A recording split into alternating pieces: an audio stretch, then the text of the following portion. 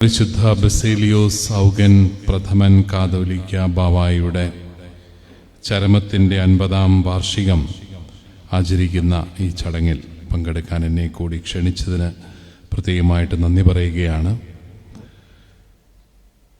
നമ്മൾ എല്ലാവരും ഒരു വിശ്വാസം പങ്കുവയ്ക്കുന്ന സമൂഹമാണ് എന്നതുകൊണ്ട് തന്നെ പുണ്യ പിതാക്കന്മാരെ ഒരുമിച്ചുകൂടി അനുസ്മരിക്കുന്നതും ഏറെ വിശിഷ്ടമായിരിക്കുന്നു. അഭിമന്യ ബാബ തിരുമേനിയെക്കുറിച്ചുള്ള തിരുമേനിയുടെ സംഭാവനകളെക്കുറിച്ചുള്ള പ്രബന്ധങ്ങളിലൂടെ നമ്മൾ കടന്നുപോയിക്കൊണ്ടിരിക്കുകയാണ്.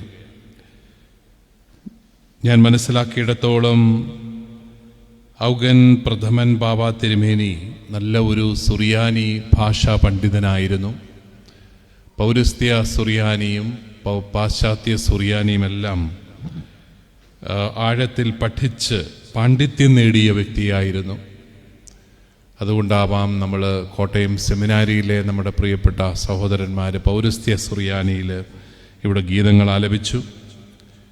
അതോടൊപ്പം അദ്ദേഹം ഭാരതീയ സന്യാസത്തിൻ്റെ മൂല്യങ്ങൾ ഉൾക്കൊണ്ട ഒരു ഋഷിവര്യനായിരുന്നു. ആഴമായ ആത്മീയത ജീവിച്ച വ്യക്തിയായിരുന്നു. അതോടൊപ്പം ഏറെ എളിമ നിറഞ്ഞ മനുഷ്യ സ്നേഹിയായിരുന്നു. സുറിയാനി ഭാഷാ പണ്ഡിതൻ എന്നുള്ള നിലയിൽ ഒരു സമൂഹത്തിൻ്റെ തനിമയും വ്യക്തിത്വവുമെല്ലാം പ്രശോഭിപ്പിക്കുവാൻ വലിയ ശ്രദ്ധ അദ്ദേഹം കാട്ടി. വളരെ ചെറുപ്പത്തിലെ അദ്ദേഹത്തിൻ്റെ പിതാവിൽ നിന്ന് തന്നെ അദ്ദേഹം സുറിയാനി ഭാഷ അഭ്യസിച്ചു. പിന്നീട് സ്ലീബ ഷമാശനോട് കൂടെ സിറിയയിലേക്ക് പോയി അവിടെ വെച്ച് ഈ സുറിയാനി ഗ്രന്ഥങ്ങളിൽ ആഴമായ ഒരു പാണ്ഡിത്യം നേടി മടങ്ങി വന്ന് പൗരോഹിത്യ പട്ടം സ്വീകരിച്ചു. പിന്നീട് അദ്ദേഹം ഈ സുറിയാനി ഭാഷ പഠനത്തിലും രചനയിലും മൗലികമായ രചനകളിലും അതിൻ്റെ പ്രചരണത്തിലുമൊക്കെയായി അദ്ദേഹം ഏറെ സമയം ചെലവഴിച്ചു. സുറിയാനി ഭാഷയുടെ പ്രത്യേകത നമുക്കറിയാം. നമ്മുടെ കർത്താവ് സംസാരിച്ച അറമായ ഭാഷയുടെ ഒരു പതിപ്പാണ് സുറിയാനി, ഒരു ഡയലക്റ്റാണെന്ന് നമുക്ക് പറയാൻ സാധിക്കും. ഇന്ന് നിലനിൽക്കുന്ന അറമായ ഭാഷ സുറിയാനിയാണ് എന്ന് പറയുന്ന പണ്ഡിതരുണ്ട്. ആ രീതിയിൽ നമ്മുടെ കർത്താവിൻ്റെ വെളിപാട് നമുക്ക് ലഭിച്ച ഭാഷയാണത്. ആ ഭാഷയിൽ തന്നെ ആരാധിക്കാൻ ഭാരതത്തിലെ ക്രൈസ്തവ സമൂഹത്തിന് സാധിക്കുന്നു എന്നുള്ളത് എത്രയോ അനുഗ്രഹപ്രദമായിരിക്കുന്നു എന്നുള്ളതിൽ നമ്മൾ ദൈവത്തിന് നന്ദി പറയണം. അതുകൊണ്ട് തന്നെ ആ ഭാഷ അത് സംരക്ഷിക്കേണ്ടത് ആവശ്യമാണ്. അത് നമ്മുടെ പിതാമഹന്മാർ പഠിച്ചതുപോലെ തന്നെ നമ്മുടെ അടുത്ത തലമുറയും പഠിക്കേണ്ടത് ഏറെ ആവശ്യമാണ്. നമ്മുടെ പിതാമഹന്മാർ ഈ സുറിയാനി ഭാഷ അവർ നന്നായിട്ട് പഠിച്ചിരുന്നു. ഞാൻ അത്ഭുതപ്പെടാറുണ്ട്. ഇതുപോലെയുള്ള പഠന സാഹചര്യങ്ങളൊന്നുമില്ലാതിരുന്ന കാലത്ത് കഴിഞ്ഞ നൂറ്റാണ്ടിലൊക്കെ നമ്മുടെ കാരണവന്മാർ എങ്ങനെയാണ് ഈ സുറിയാനി ഭാഷ പഠിച്ചെടുത്തത്. അത് വീടുകളിൽ തന്നെ ഈ ഭാഷ പഠിക്കാനുള്ള സാഹചര്യങ്ങൾ അവർക്കുണ്ടായിരുന്നു. അതിലൂടെ മാതാപിതാക്കൾ മക്കൾക്ക് പകർന്നു കൊടുത്തത് കേവലം ഒരു ഭാഷ എന്നുള്ളതിൻ്റെ അപ്പുറത്ത് ദൈവിക വെളിപാട് തന്നെയായിരുന്നു. സുറിയാനി ഭാഷയിലുള്ള രചനകളെല്ലാം തന്നെ ദൈവിക വെളിപാടുമായി ബന്ധപ്പെട്ടിരുന്നതുകൊണ്ട് ആ രീതിയിൽ ദൈവികമായ വെളിപാട് തന്നെ ആ മക്കൾക്ക് പകർന്നു കൊടുക്കാനായിട്ട് മാതാപിതാക്കൾ ശ്രദ്ധിച്ചിരുന്നു.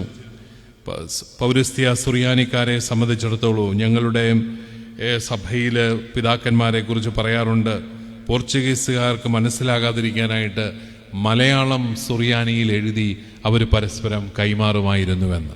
അത്രമാത്രം സുറിയാനി ഭാഷ അറിയാമായിരുന്ന അനേകര് ഈ മലയാള മണ്ണിലുണ്ടായിരുന്നു എന്നുള്ളത് നമുക്ക് വലിയ ഒരു അനുഗ്രഹത്തിൻ്റെ അനുഭവമാണ് എന്ന് പറയാതെ വയ്യ. അതുകൊണ്ട് തന്നെ നമ്മൾ ഇന്നും ഈ വിശിഷ്ടമായ ഭാഷകൾ, പ്രത്യേകിച്ച് പൗരാണികമായ വെളിപാടിൻ്റെ ഭാഷയെ സ്നേഹിക്കണം.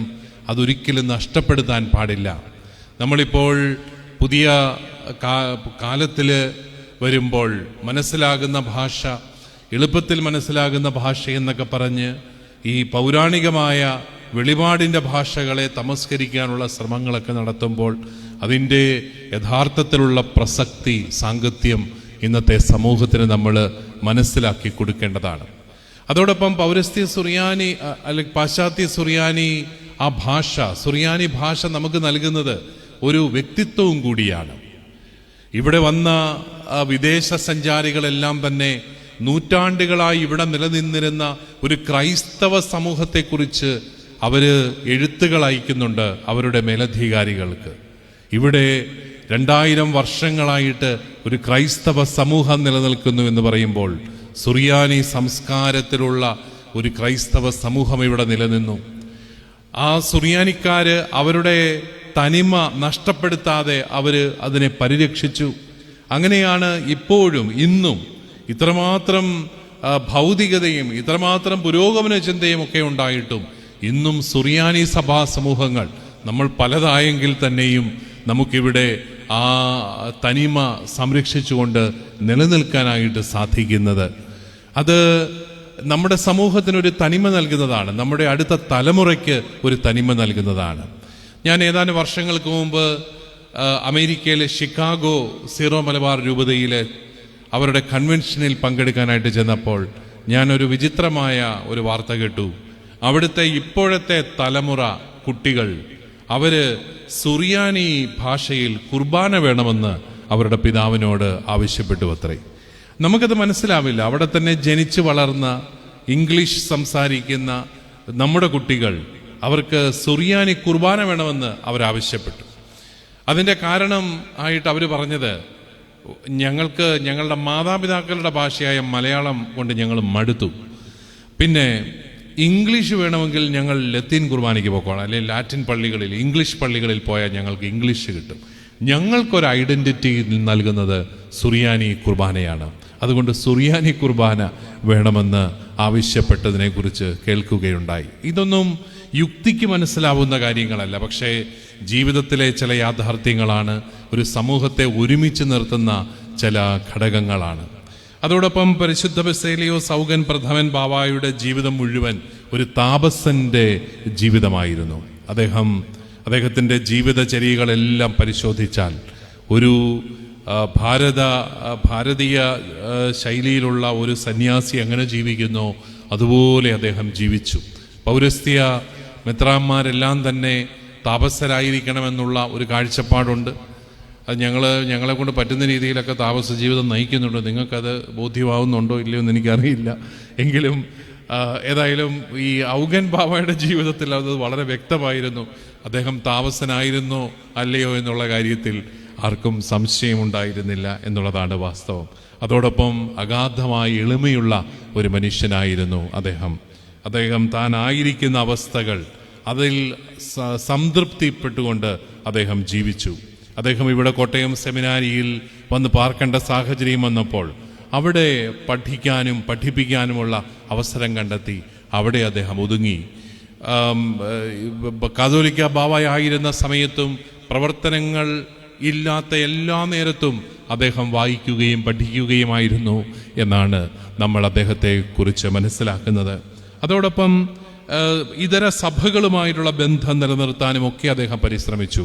1964 ദിവികാരണി കോൺഗ്രസിനായിട്ട് പോൾ ആറാമൻ മാർപ്പാപ്പ ബോംബെയിൽ വന്നപ്പോൾ അദ്ദേഹം അവിടെ ചെന്ന് മാർപ്പാപ്പായെ കണ്ടുമുട്ടിയതിനെ കുറിച്ചും നമ്മൾ അദ്ദേഹത്തിൻ്റെ ജീവചരിത്രത്തിൽ വായിക്കുന്നുണ്ട്.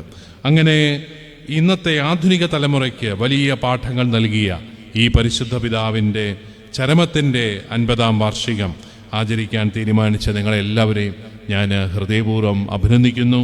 പുണ്യപിതാക്കന്മാരുടെ സ്മരണ, അവരുടെ പുണ്യപ്പെട്ട പാതകളിൽ നടക്കാൻ നമുക്കും പ്രചോദനമാകട്ടെ എന്നാശംസിക്കുന്നു. എല്ലാവർക്കും നന്മകൾ നേർന്നുകൊണ്ട് എൻ്റെ വാക്കുകൾ ഞാൻ ഉപസംഹരിക്കും.